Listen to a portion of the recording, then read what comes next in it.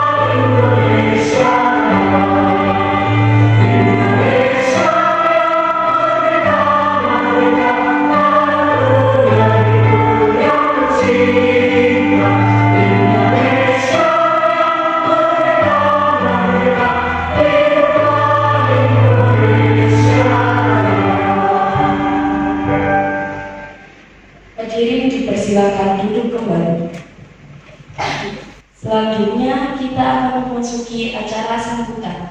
Sambutan yang akan disampaikan oleh Kak Dini Hairani selaku Ketua Pelaksana seminar pada pagi hari ini. Kepada Kak Dini dipersilakan.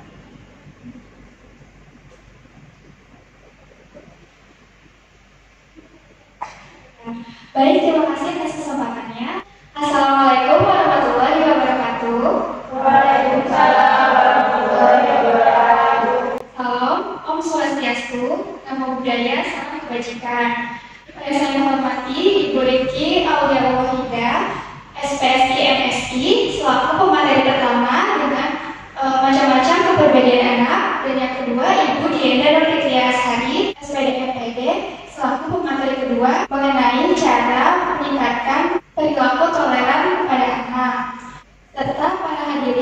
bersama. Pada kesempatan kali ini, saya ingin mengucapkan terima kasih kepada Tuhan Yang Maha Esa karena berkat rahmat dan hidayahnya kami dapat berkumpul di sini. Para hadirin yang terhormat, terdapat 3 pola asuh yang dapat diterapkan. Yang pertama, pola asuh otoriter. Yang kedua, pola asuh demokratis. Dan yang ketiga, pola asuh permisif. Nah, bentuk pola-pola asuh tersebut memiliki kelebihan dan kekurangannya masing-masing. Maka dari itu, kita perlu memilih pola asuh yang sesuai untuk anak. Seiring berkembangnya zaman, maka berkembang pula teknologi. Perkembangan teknologi mempengaruhi perkembangan dan perilaku anak. Keberagaman informasi yang diperoleh anak harus diimbangi dengan pola asuh yang baik pula agar nantinya anak-anak dapat mengembangkan sikap-sikap yang baik pula. Sekian, sebelum saya tutup, saya ingin mengucapkan terima kasih yang sebesar-besarnya kepada para peserta karena sudah menyempatkan untuk mengikuti seminar ini. Semoga seminar ini berjalan lancar dan memberikan manfaat untuk kita semua. Sekian dari saya. Wassalamualaikum warahmatullahi wabarakatuh.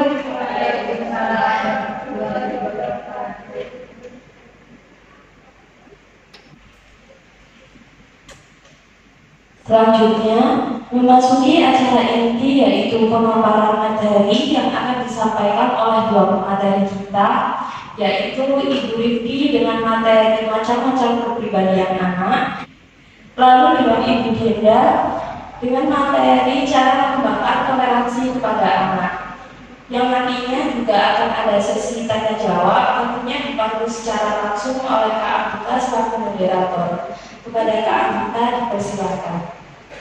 Baik, terima kasih. Assalamualaikum warahmatullahi wabarakatuh. Waalaikumsalam warahmatullahi wabarakatuh. Selamat pagi para hadirin semua, salam sejahtera bagi kita semua. Terima kasih untuk pembawa acara telah memberikan kesempatan bagi saya untuk memandu acara pada pagi hari ini. Sebelumnya, izinkan saya untuk memperkenalkan diri. Saya Anggita Ramandhani Pramasthani selaku moderator pada kegiatan seminar pagi hari ini. Sebelum memulai ke acara ini, izinkan saya untuk menjelaskan tata tertib bagi para peserta untuk memulai acara pada pagi hari ini. Yang pertama yaitu peserta dilarang menggunakan handphone dan menonaktifkan suara handphone saat akan berbicara. Yang kedua, selama pemaparan materi tidak diperkenankan untuk bertanya. Yang ketiga, peserta diperkenankan bertanya saat sesi tanya jawab. Yang keempat, jika bertanya diharapkan tetap kondusif dengan mengajukan tangan. Dan yang kelima yaitu moderator akan memilih peserta yang terlebih dahulu mengajukan tangan. Untuk materi selanjutnya akan disampaikan yaitu kepada pemateri pertama, Ibu Rifki Aulia Iwalia, SPSI, MSI, yang akan menjelaskan mengenai macam-macam kepribadian anak. Kepada Ibu Rifki Aulia Iwalia, waktu dan tempat saya persilahkan. Terima kasih. Assalamualaikum warahmatullahi wabarakatuh.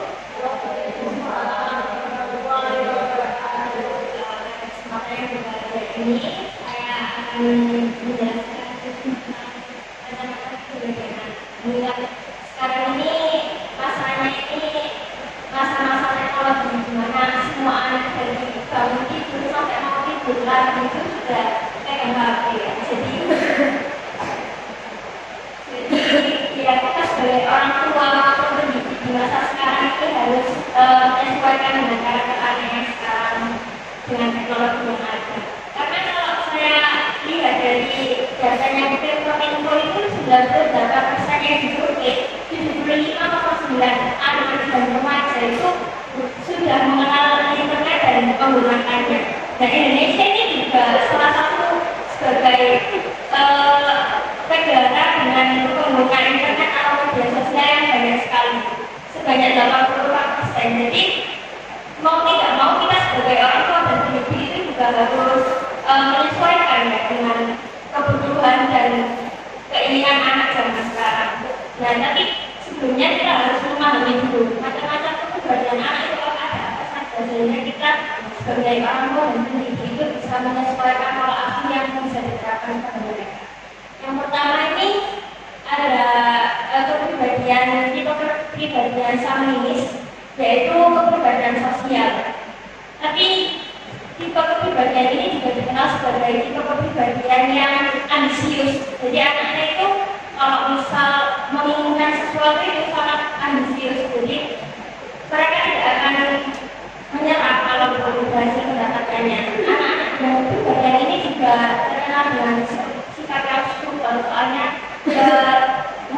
bergaul dengan sosial. Jadi kalau mama-mama sekalian misalnya mempunyai anak dengan ekonomi bagiannya seperti ini, bisa digaulkan dengan anak-anak teman-teman yang lain karena memang anak dengan ekonomi bagian ini mudah bergaul. Selanjutnya yang kedua dari ekonomi bagian, boleh dilanjut slide-nya.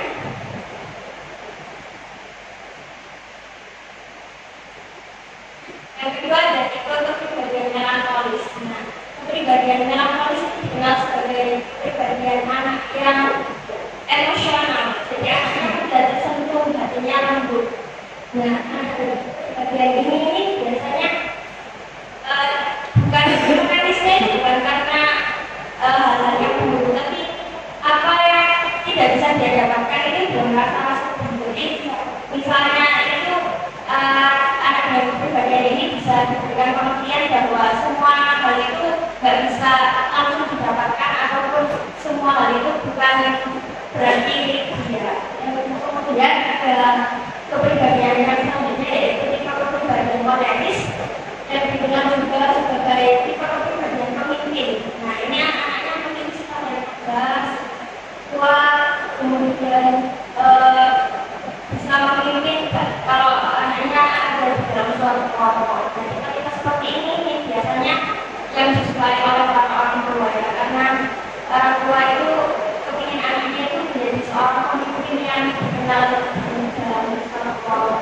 Kemudian yang selanjutnya ada tipe kepribadian pragmatis, tipe kepribadian yang datar. Jadi anaknya biasanya dianggap sebagai pendiam, pemalu, padahal tidak, anaknya itu bisa mudah bergaul, tapi anaknya tidak terlalu kalau misal ada suatu masalah itu, kalau masalahnya orang lain, kalau nggak ada urusannya dengan dia, ya sudah anaknya nggak terlalu itu takut. Nah, dengan beberapa macam kepribadian anak ini, orang tua harus memahami dan dapat memilih dari tiga pola asuh yang telah disebutkan, yaitu pola asuh otoriter, permisif, dan juga demokratis. Kalau tipe otoriter ini biasanya dikatakan juga sebagai, kalau anak zaman sekarang bilangnya strict parents ya. Nah itu jadi orang tuanya itu mau panggilan strategi apa diatur, nggak boleh pulang malam, nggak boleh pacaran. Nah itu juga tidak baik ya, harus diimbangi dengan pola asuh yang dan yang lain untuk mengimbangi perkembangan juga. Yang kedua ada tipe permisif. Permisif ini biasanya digunakan oleh orang tua di luar negeri karena dianggap anak itu memiliki kebebasannya sendiri. Jadi orang tua tidak terlalu mengatur apa yang diinginkan oleh anak. Jadi justru tadi dibiarkan pada anaknya, selagi anaknya bertanggung jawab atas apa yang diambil atau diinginkan dalam keputusannya. Selanjutnya dari pola asuh demokratis, biasanya ini diterapkan oleh orang tua Indonesia, di mana komunikasi dua arah antara anak dan orang tua itu berjalan dengan baik. Next slide.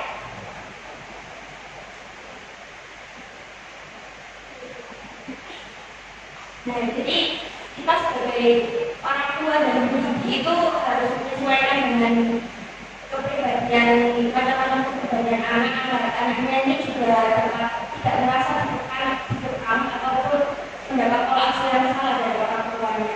Karena juga adanya beragam informasi dari teknologi yang didapat oleh anak, dari mulai 2 sampai 3 lagi itu kalau tidak didampingi dengan baik juga akan menimbulkan efek-efek yang kurang baik juga. Karena kalau misalnya kita bisa melarang anak dari teknologi yang didapatkannya itu bisa jadi nilai-nilai karakter baik juga akan meningkat juga. Jadi sekian dari saya. Untuk materi selanjutnya saya akan kembalikan ke Anda.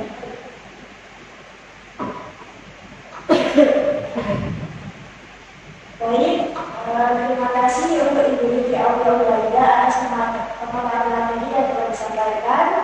Untuk selanjutnya yaitu kita akan memasuki materi yang kedua mengenai cara mengembangkan sikap toleran terhadap yang akan disampaikan oleh Ibu Diana Putri Asari SPDMPD. Untuk waktu dan tempat saya persilahkan. Assalamualaikum warahmatullahi wabarakatuh. Waalaikumsalam warahmatullahi wabarakatuh. Terima kasih moderator atas kesempatannya. Tadi sudah dijelaskan mengenai macam-macam pribadi anak. Selanjutnya di sini saya mau menjelaskan cara mengembangkan sikap toleran terhadap. Nah, peran orang tua di sini dalam mengembangkan sikap toleran kepada anak itu ada tiga. Yang pertama yaitu peran sebagai contoh atau panutan. Kita tahu sendiri ya, orang tua atau keluarga itu pendidikan pertama yang ditempuh oleh anak. Nah, dari mana anak tersebut itu meniru bagaimana sih perilaku orang tuanya, bagaimana sih cara dia beradaptasi dengan lingkungan sekitarnya, sehingga diperlukannya peran orang tua itu yang baik dalam mencontohkan atau memberikan panutan kepada anak tersebut. Yang kedua yaitu peran sebagai pengawas. Di sini dalam kegiatan anak ketika anak bermain dengan lingkungan sekitarnya, dengan lingkungan sosialnya, maka diperlukan orang tua sebagai mengawasi agar kita itu tahu bagaimana sih ketika anak bermain itu apakah ada hal yang salah seperti anak-anak itu kurang toleransi gitu kepada teman-teman sekitarnya, sehingga menjadi orang tua itu kita harus mengawasi oh ternyata anakku kalau bermain itu seperti ini. Nah, peran sebagai pengawas ini ada kaitannya dengan sebagai pembimbing. Ketika kita mengawasi, kita mengetahui tentunya oh ada yang salah nih terhadap cara dia bermain atau memperhatikan lingkungan sekitarnya. Nah, sehingga orang tua itu dapat membimbing oh seperti ini harusnya kalau ada teman yang berbeda atau ada kesalahan yang terjadi saat bermain. Nah, itu orang tua itu dapat membimbing anaknya, memberitahu bagaimana sih cara yang bagus atau cara yang baik dalam kita memperlakukan orang lain seperti itu. Selanjutnya, ini ada pun metode yang dapat diterapkan oleh orang tua dalam membentuk sikap toleransi pada anak. Yang pertama yaitu membiasakan anak untuk bertutur kata sopan dan bersikap yang santun. Nah, kita tahu sendiri ya, zaman sekarang itu banyak sekali anak yang berkata kurang sopan, seperti misu-misu, terus ada yang berkata kasar kepada temannya, mengejek. Nah, di situ kita juga di rumah bisa membiasakan kita bagaimana sih cara berkata sopan santun kepada anak. Itu bagaimana cara yang baik dalam berbicara yang tidak mudah menyinggung temannya. Selanjutnya yaitu membiarkan anak untuk berinteraksi dengan teman sebayanya.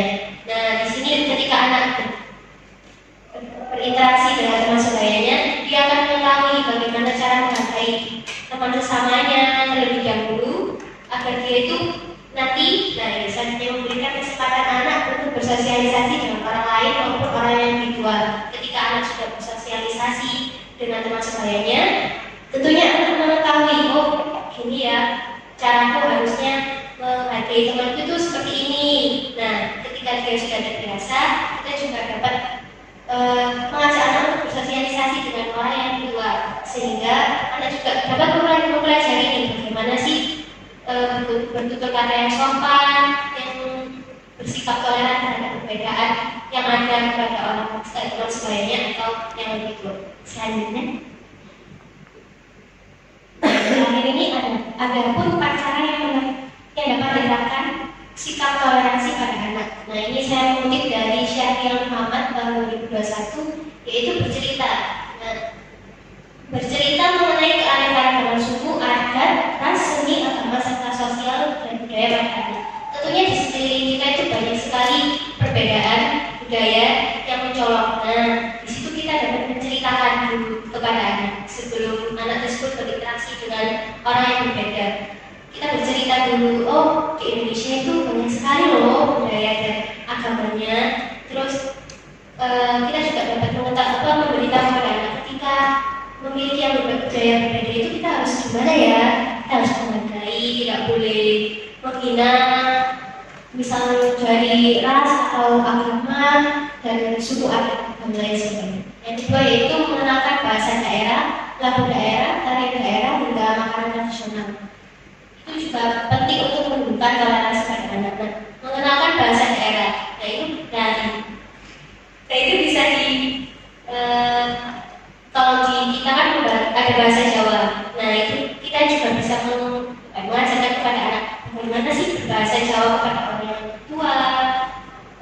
kepada anak yang kepada teman sebayanya itu harus berbicara seperti apa, seperti itu. Yang terakhir yaitu yang ketiga yaitu menggambarkan potret diri. Nah di sini ajak anak untuk menggambar potret diri bersama temannya. Di sini potret diri menggambar itu bukan anaknya disuruh gambar wajahnya sendiri ya. Maksudnya itu anaknya itu dia itu bisa berteman dengan temannya, misalnya temannya itu rambutnya lurus, dia rambutnya keriting. Nah gak boleh gitu bilang, rambutmu kok keriting, nggak pernah dicuci ya, bagaimana kan? Harusnya anaknya itu bisa dari gambar potret itu bisa mengetahui, oh perbedaannya itu, oh kalau dia rambutnya keriting, kalau aku lurus, aku nggak boleh nih bilang kayak gitu. Terus temennya matanya sipit, gitu. Kamu Cina ya, kamu plastik ya, kan nggak boleh juga ya. Jadi harus dari situ kita dapat mengajarkan ke anaknya gitu ya. Oh harusnya seperti ini gitu, nggak boleh kita menghina. Kan kita sama-sama di Indonesia ya, kita tuh nggak boleh menghina satu sama lain. Kayak ada temannya yang kulitnya hitam atau gini, kamu nggak pernah mandi ya, nah itu kan juga nggak boleh ya. Terus selanjutnya yang terakhir yaitu mendampingi anak menonton televisi. Nah di sini kan kalau di televisi sekarang banyak sekali berita mengenai bagaimana sih kalau di Bali acara nyepi, terus ada ngaben, dan ada lagi di Ponorogo seperti reog dan lain-lainnya. Di situ kita dapat mengenalkan. Dari situ kan anak tumbuh toleransinya. Saat menonton televisi, oh ada reog dari mana ya, misalnya. Oh ini dari Ponorogo. Itu makan beli ya, Kak? Gitu. Jadi kayak gitu. Oke, terima kasih. Saya kembalikan ke Baik, terima kasih. Berikan tepuk tangan untuk materi. Untuk selanjutnya, saya akan buka sesi tanya jawab dengan ketentuan yaitu diarahkan tetap kondusif dengan memajukan tangan dan saya akan memilih siapa yang cepat terlebih dahulu. Oke, kita mulai tanya jawab untuk kedua materi kita pada pagi hari ini. Terima kasih untuk waktunya. Jadi kan tadi sudah disampaikan dari Bu Rizky. Saya ingin bertanya sebelumnya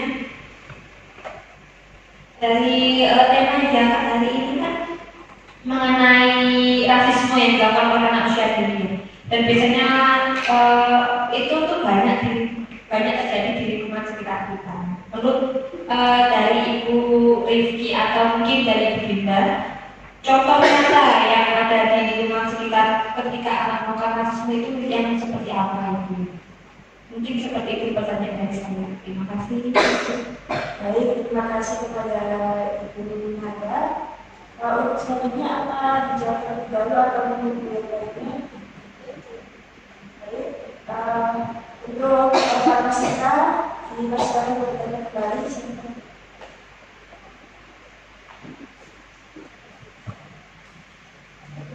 Baik, terima kasih Pak atas waktu dan kesempatan yang diberikan. Saya akan sama Davikia izin bertanya kepada pemateri, bagaimana dalam respon anak yang memiliki kepribadian melankolis ketika dia menghina temannya dengan kata-kata yang rasis di depan kita. Karena terkadang kita refleks untuk memarahinya atau melarangnya dengan nada tinggi. Gitu pertanyaan dari saya. Terima kasih. Saya kembalikan. Baik, terima kasih kepada Ibu Anissa. Untuk selanjutnya akan dibuka pertanyaan kembali.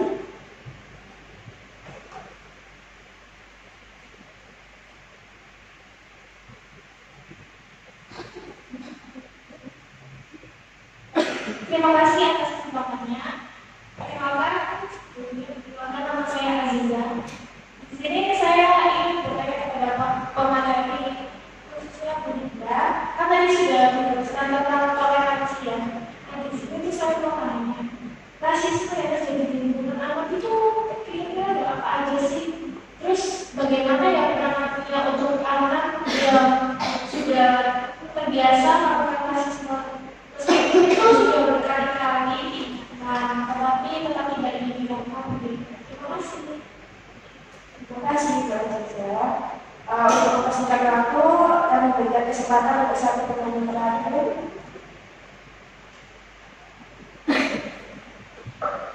Baik, terima kasih moderator atas kesempatan yang telah diberikan. Sebelumnya perkenalkan, saya Aisyah, izin bertanya. Nah, tadi kan sudah disebutkan, jika kita ini ingin membentuk anak agar menjadi pribadi yang toleran ini perlu untuk memulainya dari hal yang sederhana. Tadi dicontohkan misalnya bercerita, mengenalkan tentang kebudayaan, terus bisa mengenal berbagai diri, dan juga bisa mendampingi anak saat menonton televisi. Nah, itu kira-kira seberapa besar ya dampak dan keefektifan hal tersebut dalam membentuk kepribadian anak yang toleran? Terima kasih, saya kembali kepada. Terima kasih untuk Ibu Aisyah. Baik, yang selanjutnya yaitu untuk mengatasi beberapa pertanyaan dari para peserta. Mungkin bisa dijawab dengan pertanyaan pertama yaitu tema yang diangkat adalah mengenai rasisme yang dilakukan oleh usia dini. Dan biasanya suatu seminar diadakan ketika kemungkinan sudah banyak terjadi di lingkungan sekitar. Menurut pemateri, contohnya tak ada di lingkungan sekitar mengenai anak yang melakukan rasisme tersebut. Baik, terima kasih moderator atas kesempatannya menjawab. Tadi kan disebutkan bagaimana contoh nyatanya pada anak ya. Mungkin kalau kita sekarang tahu itu anak-anak itu mengakses TikTok itu terlalu banyak ya. Jadi banyak sekali pengetahuan informasi yang diketahui oleh anak itu dari beragam negara, beragam suku, beragam budaya, dan banyak sekali. Nah, anak sekarang itu sudah bisa komen, jadi sudah canggih. Kalau kita lihat di komen-komen itu kadang-kadang di postingan-postingan yang terlihat berbeda dengan kita, seperti misalnya pada orang luar negeri yang berkulit putih, bermata sipit, seperti yang disampaikan oleh Bu Dinda tadi, itu anak-anak itu sering komen plastik gitu. Padahal kan itu kan mereka sebenarnya nggak tahu apa maksud dari omongan tersebut, apa maksud dari komen tersebut. Itu sebenarnya anak kan juga tidak sepenuhnya sadar atas apa yang mereka ketik. Nah, jadi kita sebagai orang tua itu harus mendampingi itu.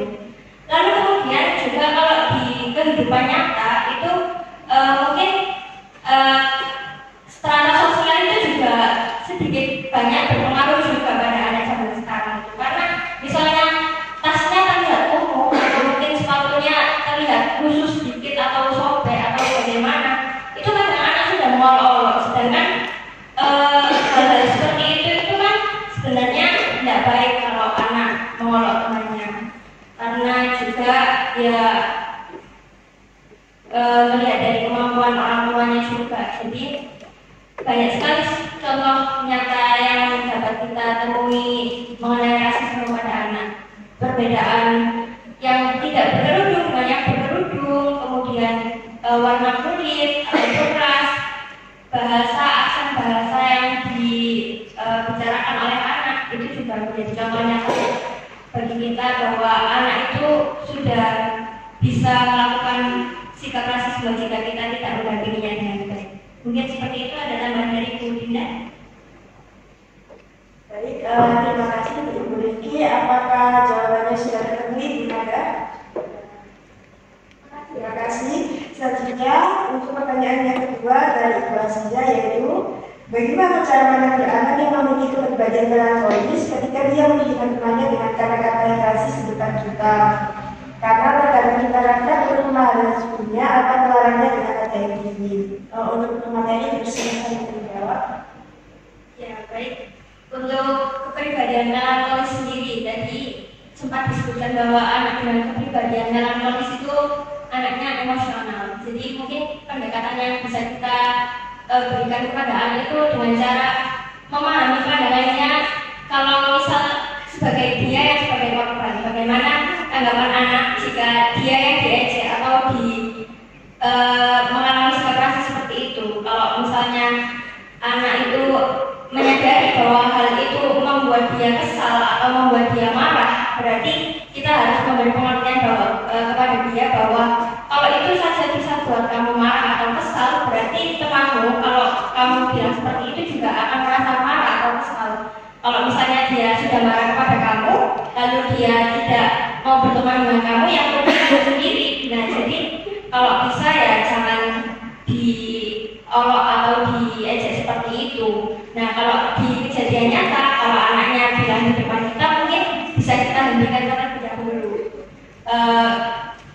sudah jangan berbicara yang kotor atau jangan mengejek temannya. Nah, baru nanti kita beri pengertian saat dia sudah sendirian di rumah atau sudah selesai bermain dengan temannya. Mungkin seperti itu. Baik, terima kasih untuk Ibu Rifki. Untuk pertanyaan selanjutnya yang ketiga yaitu menurut pemateri, apa saja sih rasisme yang terjadi di lingkungan anak? Lalu bagaimana penanganan pada anak yang biasa melakukan rasisme meskipun sudah berkali-kali diingatkan tetapi tetap tidak dihilangkan? Kepada pemateri yang saya persilakan. Gimana rasisme yang terjadi mungkin tadi sudah disampaikan ya sama Ibu Rifki. Nah, selanjutnya bagaimana sih apa cara memberitahu kepada anak jika anak sudah diberitahu berkali-kali tapi tetap tidak dihiraukan? Bisa dengan cara merefleksikan diri. Seperti kalau di luar kenapa kayak gitu, padahal di rumah kan nggak kayak gitu.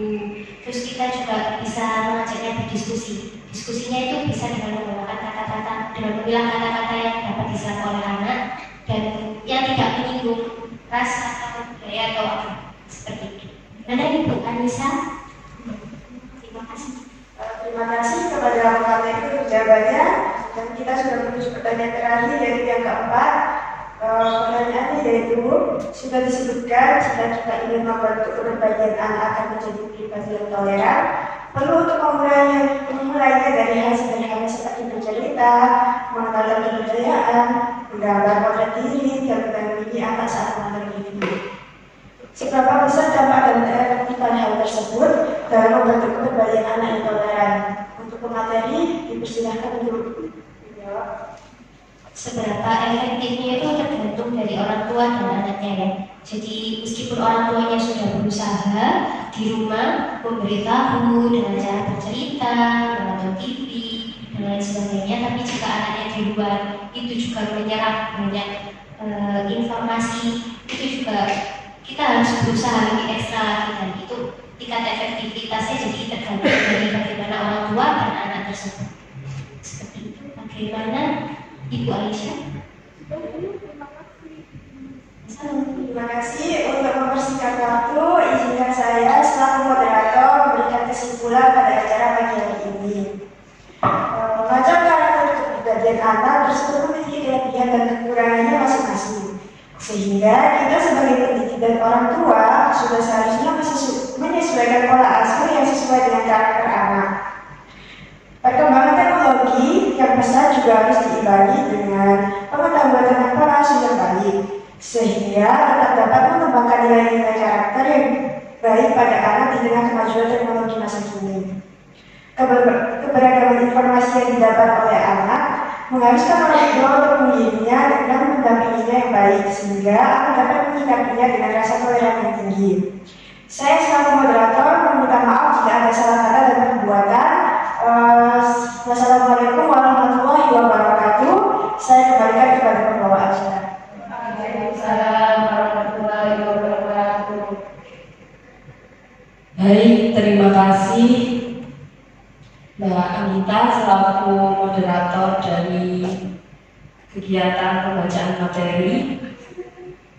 Alhamdulillah kita telah sampai di penghujung acara. Terima kasih banyak kepada kedua pemateri kita yang sangat luar biasa, moderator serta para peserta yang telah menyimak acara dari awal hingga akhir. Semoga banyak ilmu yang didapat untuk diaplikasikan dalam kehidupan sehari-hari. Saya mewakili panitia yang bertugas menyampaikan mohon maaf atas salah kata dan perbuatan. Akhir kata, terima kasih dan wassalamualaikum warahmatullahi wabarakatuh.